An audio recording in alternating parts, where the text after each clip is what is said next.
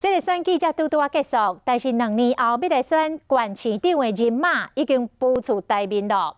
南投县的立委柯淑华即届顺利来连任，伊讲挑战县长一直是伊的目标。但是2年后，毋但会面临着党内的同志马文君的挑战，民进党嘛一定会全力来抢攻。目前，伊只会当骹步徛好在，继续来努力。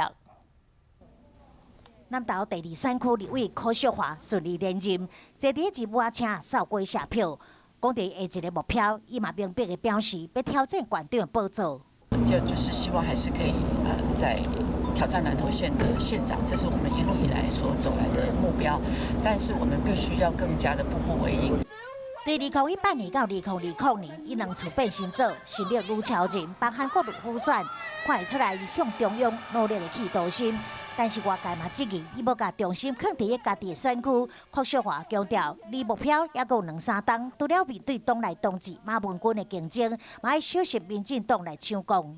国民党执政的县市，他们绝对会尽全力的来抢回地方的百里侯。所以，如果我们有任何想要挑战百里侯的党内的同志，我们都必须要更加的戒慎恐惧。总统甲立委选举这段结束，2022年期间，人马嘛已经铺现台面，加快脚步为家己布局。